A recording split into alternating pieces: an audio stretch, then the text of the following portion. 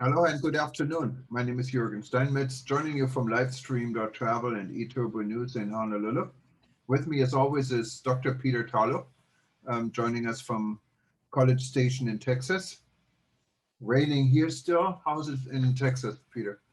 Oh, well, it's really beautiful here. So we have a little bit of paradise. It's in 70 degrees and nice blue skies. I understand that the situation in Hawaii, on the other hand, is somewhat chaotic. I believe on the island of Maui, they had a dam that has burst, or they're afraid the dam is going to burst. I don't remember exactly, but that they're having some real needs to evacuate people in different parts of Maui. So Yes. I guess you guys are having quite a lot of rain. We had our cold. We had our miserable week. I guess it's your turn now. Yeah, luckily I'm in the Waikiki Ala Moana part, and it's always dry. It's raining for 5 minutes, then the sun comes through again. But it's still a rainy day here, and I know from living on the North Shore on the other side of the island for so many decades now, before I moved here, there it's always raining. Yeah, So yeah, yes, and Maui did have um, there was some evacuation and threat, yeah. and this happens. It's kind of a yearly thing, so it keeps Oh, happening. is it It's nothing okay? really that unusual. Not that it made the national news. Right. Um, on the other hand, it's kind of was a little bit of a break from the consistency of hearing about COVID around the world. I think a lot of people last night turned into the television, the Oprah interview with Harry and Meghan, not because they were necessarily interested, but it was a nice 2 hour way escape from some of the daily insanities that all of us have to live with. Uh, Certainly, I find their lives are pretty irrelevant to most of our lives, to say the least. And I, it was it, I saw it as 2 hours of escape. It made my wife happy, so that was good.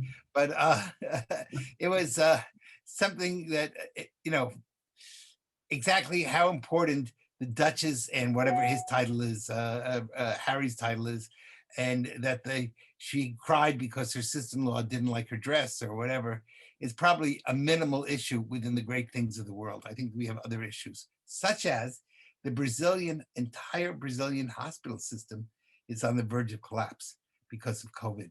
And that was first just in a few states where they could move people from one state to another. But I was just recently on a program on Brazilian television, and it was about a week ago, and I thought, wow, this is really not good. But it's gotten worse since I did that program, and so my heart really goes out to all the people in Brazil. I know that they're trying to work to get more vaccines. Israel has now, I think we talked last time about that Austria, Denmark, and Israel have formed this alliance. And now there's a new alliance in Europe, which is Israel, Hungary, and Czechoslovakia. So there are going to be 5 countries that are all going to be working on producing rapid vaccines and rapid therapeutics. And they will be sending some of that to Brazil. So that will be a relief. But wow, they got a lot of problems there, as Italy Yeah, and does. Peter, if you go back to Brazil, Brazil kind of ignored the situation for the longest Yeah, time, yeah. and It's everything was open. There was people acted like there is really no big issue, and this is kind of the result. And this is my yeah, fear for this country as well, yeah. because we're Well, starting to ignore the problem yeah. as a new normal. Well, the Brazilian situation is slightly different because so many people in Brazil live in favelas, in slums, and it would have been impossible to social distance. And I think the government there was kind of worried about two sides of it. One side of it was the need to get people to wear masks and social distance, which probably was not going to take place in large parts of Brazilian cities. And then secondly, trying to enforce a law that would become unenforceable, causing riots. And so it was kind of a damned if you do, damned if you don't. Um, they're certainly not a Western country in the way, and if we want to compare a European country with the United States, that kind of makes sense. In Latin America, it's tough because you can have 25 people in a house, and the houses are one on top of the other, and that's what happened, for example, in Guayaquil in Ecuador, where there was impossible to social distance anybody because there was no space. People were all clustered together, and either they had to sleep on the street, or they had, they lived in these terrible slums, and that became a real problem. So And, and if you no one if you quite look at knows the solution. yeah, and if you look at a city like Rio, one of the most stunning cities in the world, I have to say, I love Yes. Rio.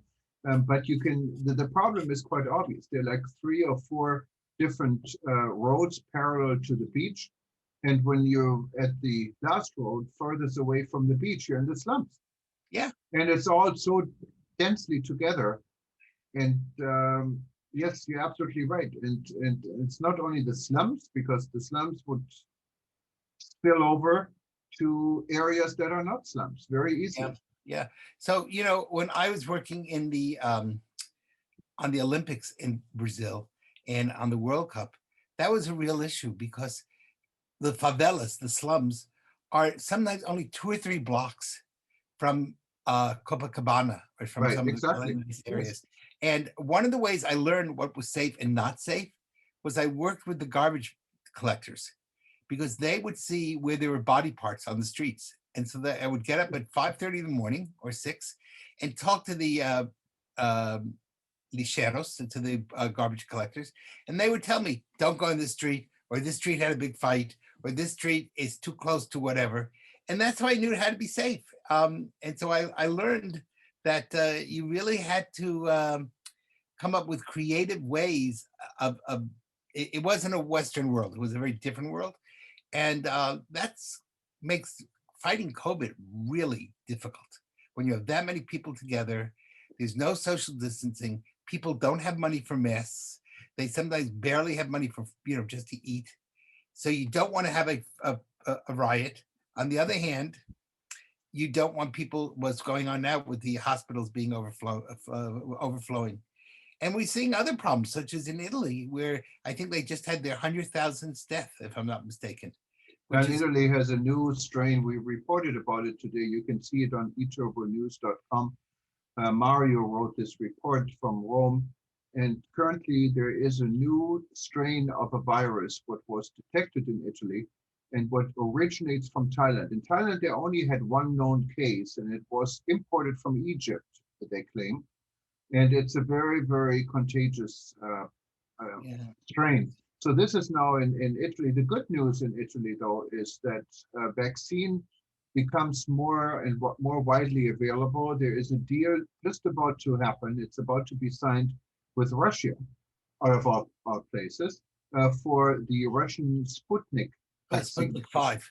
And so the only reason this hasn't happened yet is, I think, because the European Union somehow has to co-sign it, and they haven't done this yet. So once this is available, there's, according to our correspondent in Rome, the vaccine should be able to speed up quite a bit in Italy. Yeah, I'm not so sure. I'm somewhat confused why the Europeans have done such a poor job of vaccine distribution. I know that they have the AstraZeneca in the United Kingdom, and I thought that was supposed to kind of cover most of the EU, and it just doesn't seem to have worked. I mean, the Danish are upset, the Czechs are upset, the Hungarians are upset, the Austrians are upset, and they're all saying that Europe is going backwards rather than forward. So I'm not sure why that is, but the Germans, I guess, are functioning pretty well, but much of the rest of the continent's really having a hard time. Well, I'm not sure. I mean, of course, every country is different.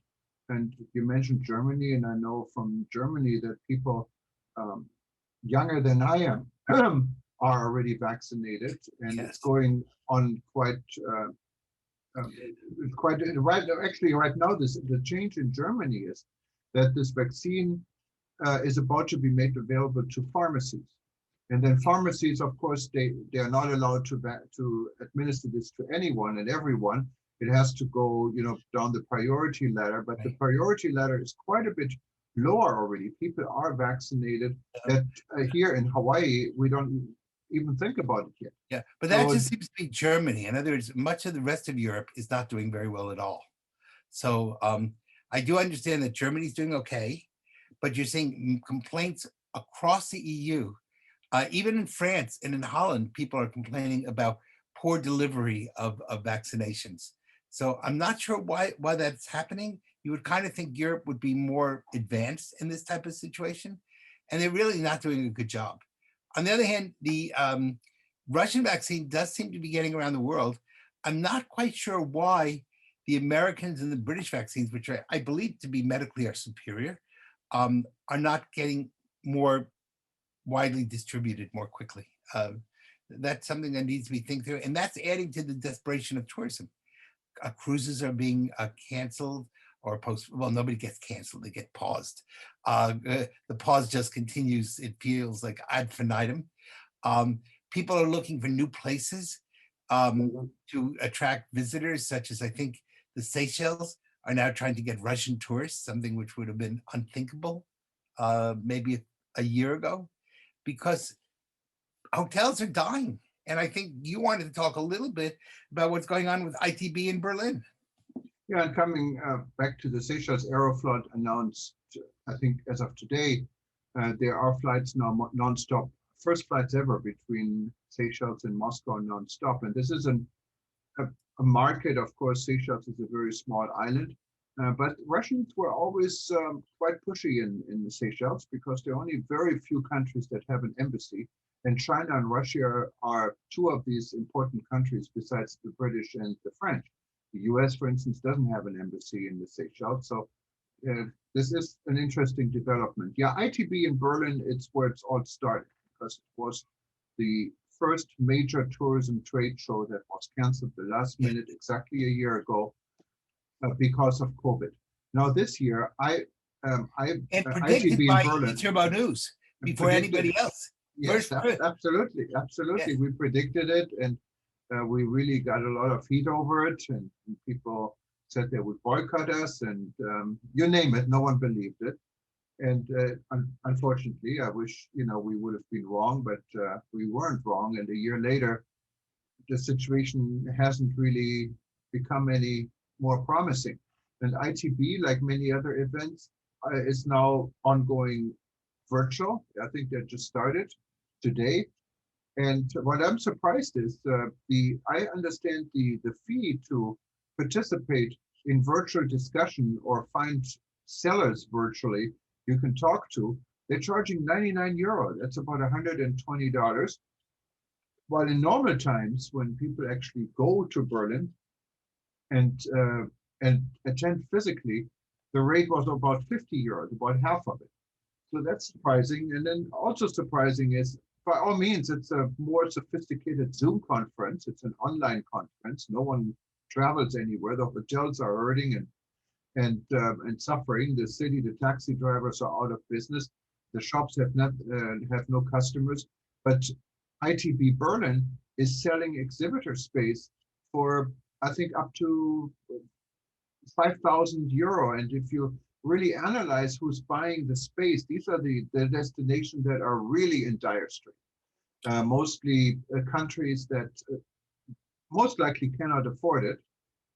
The big guys kind of stay more conservative. So it's an interesting trend. Yeah, it'll be interesting to see if people actually, it's one thing to charge, it's another thing to get customers. So right now, I don't think we know how many people actually are paying these prices. It may be that it's a complete dud, in which case, if you spend 5,000 euro for an exhibit, a virtual exhibit, it's not even a real exhibit, it's a virtual exhibit, and you don't have any people attending, you're not going to be happy. And that's going to have long-term consequences. It'll be a long time till you go back again. So, I'm pretty much convinced that we're starting to get some real Zoom fatigue. People are tired of these virtual conferences. And while I think we're very appreciative, we would be in a terrible situation if we didn't have the technology. I think there's also, we kind of people need the human touch again. And I think I'm hoping people will want to get back to tourism as quickly as possible once it's safe to travel. No, absolutely. Everyone is ready to go someplace. It just, safety is the key. It's not like that we don't want to travel. Health, everyone wants health, to travel. Yeah. And so, and we're making progress, but it's not consistent. So we have the airplanes themselves are quite, I think, quite safe, but the terminals have some real issues. So if you could get into an airplane without going through an airport, you'd be great. The problem is you can't board the plane without crossing the airport, or getting off the plane, you're getting an airport. So these are the issues that are somewhat irregular and have to be really worked out before a recovery can take place. The same thing, I think it's going to be a while till the cruise industry really comes back. And that's going to be a real challenge for places like the Caribbean or some of the Mediterranean ports that are really cruise dependent.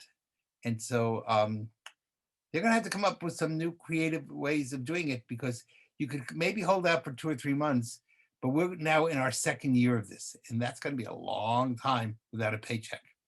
Right, absolutely. And this, of course, is the second problem. It's not only the willingness that you do want to travel, it's also, can you really afford to travel when things are opening up?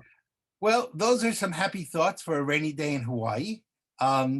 Let's hope that when we speak next, the sun will be shining, and we're going to have really great news that we can report. You notice I decided, in honor of your rain, to wear a yellow shirt to represent the idea that I'm hoping that Hawaii gets its sunshine back, and that the sun will shine all over the world, not only in reality, but also figuratively, symbolizing that people's economies will also come back.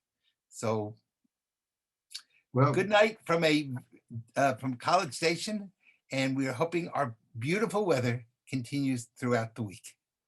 Peter, this was a very good closing. I couldn't agree more. And I think we have a special after this, which is we're going to be hearing from one of the most unique countries in Africa, from Eswatini. It's, many people don't know the word. It used to be Swaziland, and the name has been changed to give it more of a, I assume, a true African flavor. And I think if people should stay on, they're going to hear about a really interesting conversation with the Minister of Tourism. And we really need to talk a little bit about Eswatini, because it's got a really unique culture. They have unique costumes and dress. And it's a country in Southern Africa. I believe it's surrounded by the Republic of South Africa. No, not really. It's bordering on Mozambique. Oh, okay. In South Africa. And yeah, His Excellency Moses Bilakati, he's the Minister of Tourism and Environment. You will hear him in a few minutes here, and he will confirm that this African kingdom has a big heart for tourism. So let's see what he has. Let's hear what he has to say. All right. Well, then we end with lots of love, and hopefully the big heart of Eswatini will extend around the world. Perfectly. Take care. Bye-bye. Thank you. Bye-bye.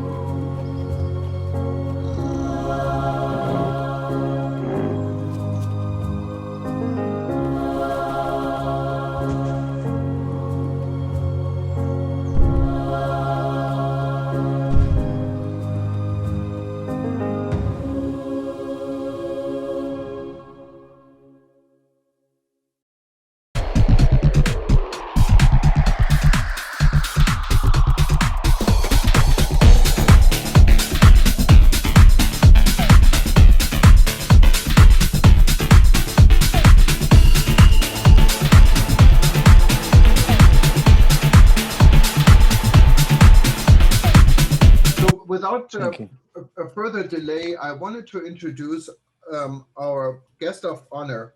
And this is also a gentleman who has been essential in the African Tourism Board. I helped to also set up in 2018. And Cuthbert will say a little bit more, but I wanted to not let him wait. He's the Minister of Tourism from a very important country when it comes to travel and tourism. It's the Kingdom of Eswatini.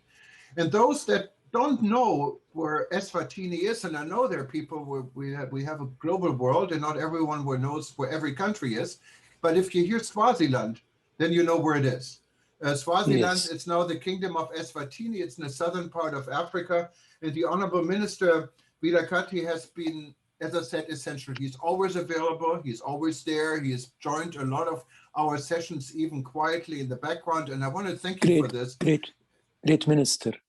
Yes, he's a global player from an important country, but he will tell you himself. Welcome. Good evening, Honorable Minister. Good evening, Johan, and good evening to all. It's always great to be here and to listen and to hear from great friends. As I've been introduced, I'm the Minister of Tourism, but I've also other feathers like because it's Minister of Tourism, Environment Affairs, and Forestry. So it's quite a mouthful, and I'm very excited to be part of this discussion. Here we are talking rebuilding travel, but I really wanted to focus more on Africa because, and to that extent, talk a bit about Eswatini. But maybe before I even get there, when I joined the African Tourism Board, little did I know that I would meet great friends, great people who were able to share with me their experiences in tourism. My background is that of being an agriculturalist. So here I am now having to talk tourism. But I was used to traveling, so I used to experience a few things here and there. But when I became a member of the African Tourism Board, I gained a lot of experience from the expertise that you have heard of, some of the individuals that have been introduced.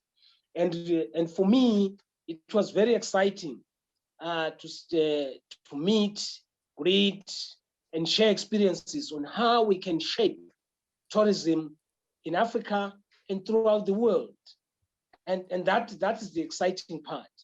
And when I look at the year where we are right now and realize the achievements that we have had, and obviously some challenges here and there, I can attest that this has been a worthwhile journey for us to achieve more.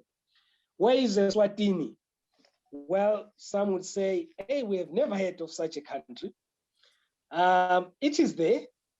It's in Southern Africa, surrounded by South Africa and Mozambique.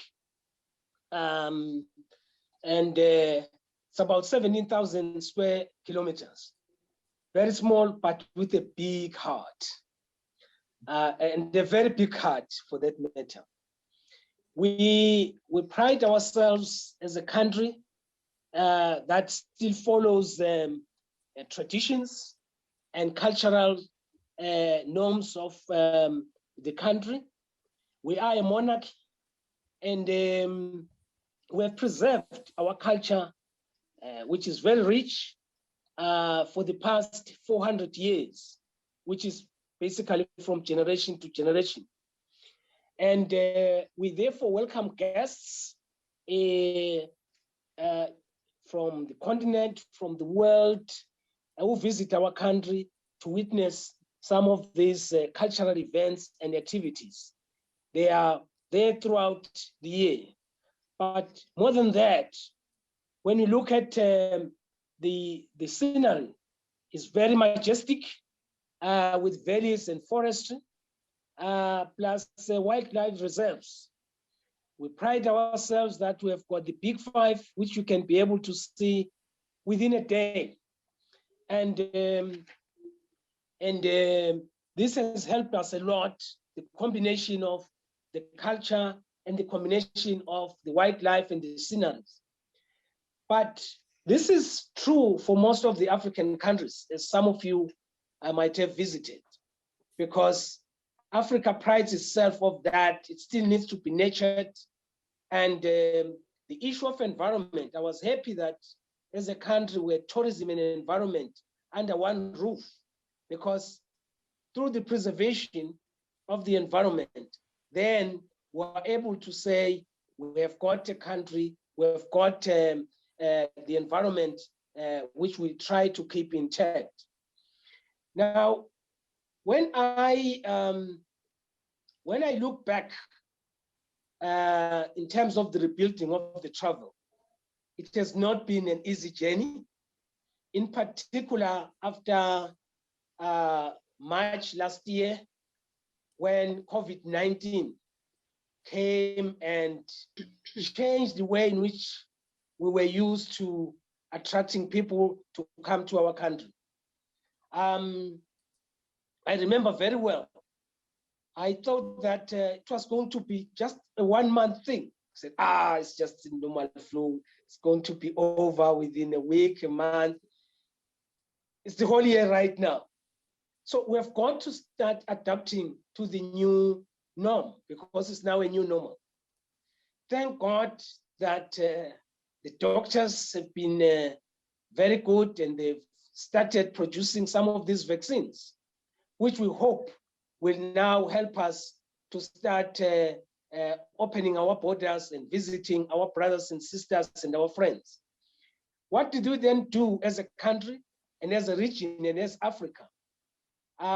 During those pandemics, each country obviously had to close its borders. And it meant the tourism sector was really affected, and affected badly. In our country, tourism contributes about 10%. But last year, 10% of the GDP. But due to the COVID, it has gone down to almost 3%. Hospitality industries have closed. People have been retrenched. And we've started thinking about the new norm. How do we now survive? How do we rebuild our travel? How do we make sure that the people that used to enjoy the wildlife can still come to our countries? This is the big question that I think we need to discuss and deliberate on to make sure that we can rebuild our fragile tourism sector. But maybe before I end, tourism is really resilient. And if we package our narratives, we would ensure that we can attract those people that love to travel. People have been quarantined, and they are saying we want to come. And therefore, it's about time to say we are open, and Africa is now opening, by the way. We are already seeing countries getting the COVID vaccines, and we're hoping that by July, August, most of these countries would have been vaccinated. And that is an opportunity that we can now cherish together. But as countries, what we then did was we started focusing on the domestic tourism. We realized that there were lots of things that we didn't know internally. And that has been going from country to country. And fortunately, it's an opportunity that has been brought by this pandemic, because now we have more ambassadors. We now have more people who now understand the countryside, who understand what the beauty of the country, the sceneries, etc. And that, to me, has been the lessons that I've learned to make sure that as I present today, I can say I now understand the country better, because I've also tried to travel, because there were certain places that I wouldn't travel, because I wanted to lead from the front to make sure that, yes, you can go to such and such a place. Yes, you can enjoy a meal in there. Yes, you can climb this mountain. And I think that is the lesson that I learned. As we move forward, we have a dedicated strategy that say, as we open our borders, let's make sure that we can incentivize the people and the tourists that are going to come to our various countries. We can now share with our neighbors, so that if people come to Southern Africa, we can start looking at a paquet, which will allow people to visit one country and to the next. But the key is to make sure that the protocols are similar, because if the protocols are not similar, then we might encounter problems as we move forward. Otherwise, with me, I'm very excited to be here. I look forward to the discussions and to answer any questions. I realize that there are a number of guests, so I felt that I should just whet your appetite so that I can be able to answer questions as we move along. Thank you very much, Johan, and thank you very much for listening to me. And thank you, Minister, so much for laying this out. Before we get to question, if you allow us, I wanted to recognize Louis D'Amour. He has very limited time, I understand, so I want to give him the floor, and then we can maybe go to questions for the Minister and Louis, and then go on in the program. And in between, it's an open forum. So if you have questions of any sort in between, feel free to raise your hand. But we have Anita raising her hand. Anita, let us know where you're from, and go ahead, please. Thank you very much, WTN team. This is a wonderful program. I'm happy to be here. I'm from Nigeria. I'm the president of the Women in Renewable Energy Association, and I'm also the founder, chairman of Smiling Simon Greenfield Foundation, and we are into ecotourism. We are working through the tourism value chain in such a way that we can decarbonize, the environment. And I love what the minister has spoken about, the environment, protection of the environment through tourism. And I really would like to ask him, how can we all work together in Africa, particularly through that wonderful body, African Tourism Organization, that we can have a pavilion in one country of the 54 countries, featuring our foods, our culture, tradition, our beverages, all under one little pavilion, so that we can actually work with a peace mission, because we can go through food and our beverages and foster peace in Africa. That is my question for him. Thank you.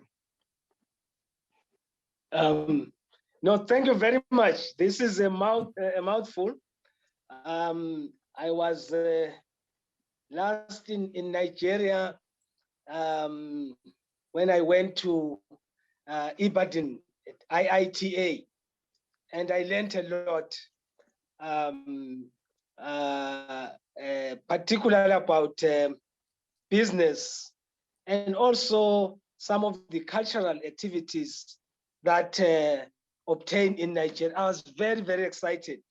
There were certain things I was trying to steal, but little did I know that at some point I'll be a minister. If I knew then, I would have ensured that some of your cultures would have come down south of Africa. I think the question that you are putting on the floor is very, very important. How can we make sure that we can capitalize on the rich cultures of Africa? Because from country to country, the cultures are very, very rich. I think we need to start looking at that.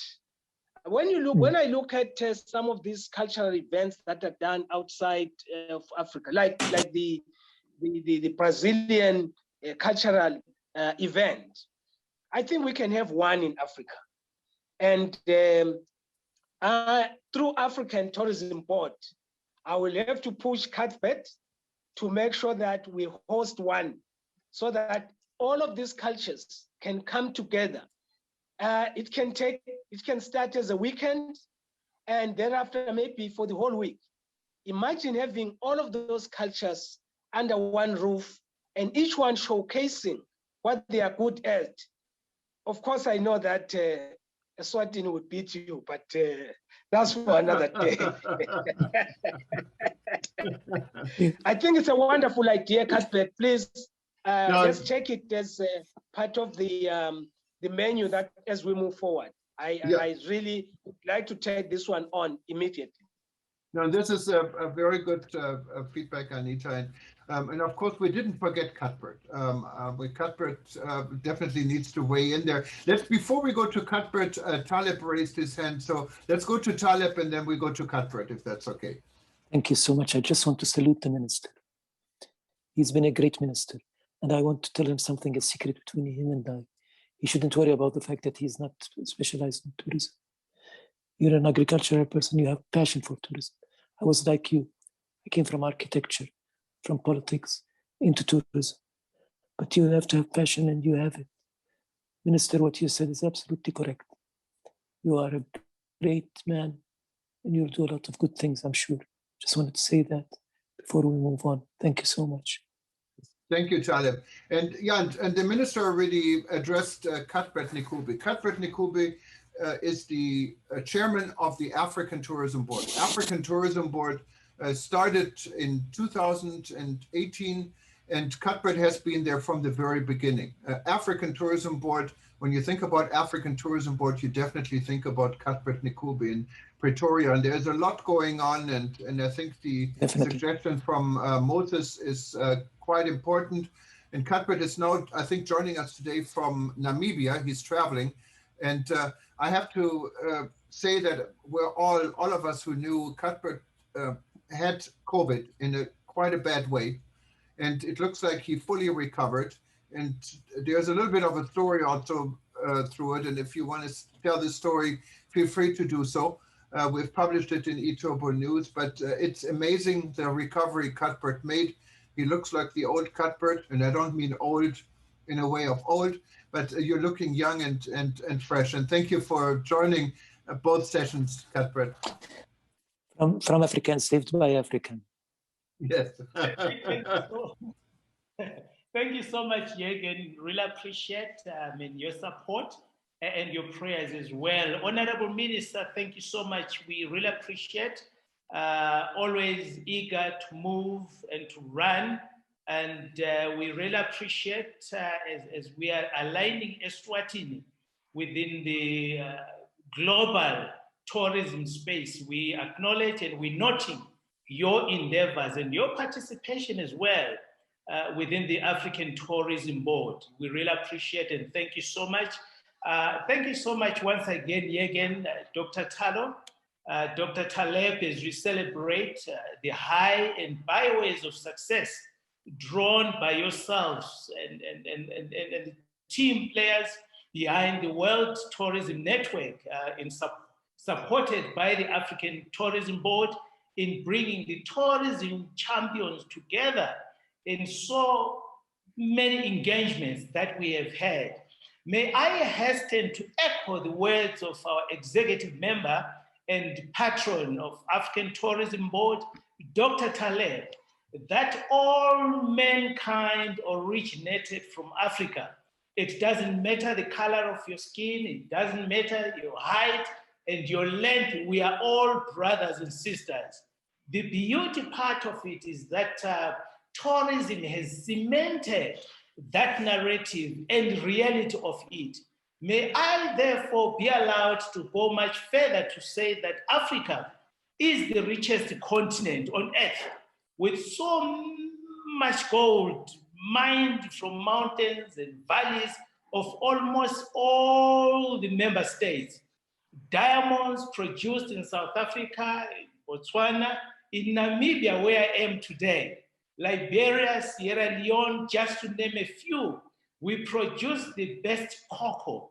Africa produces the best tea that has found its market on the shelves of the United Kingdom and beyond. So therefore, Africa has plates of platinum and layers that can supply the whole world for the next decade.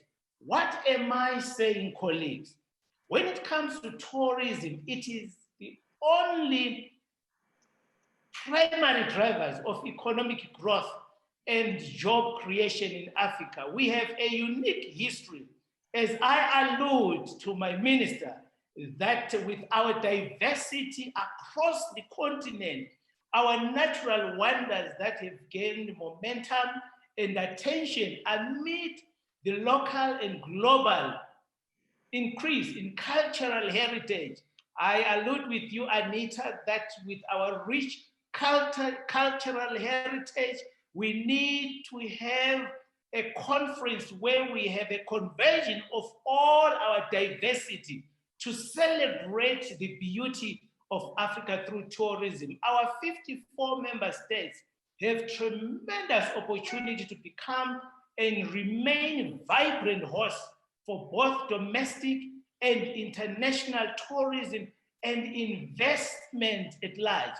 Therefore, as we set the pace for activation to our tourism economy, dear brothers and sisters across the globe, Africa is open. Africa is rich. Come visit and invest. This is your home. We will welcome you with wide open arms. Thank you so much, Jürgen. We really appreciate. Thank you so much.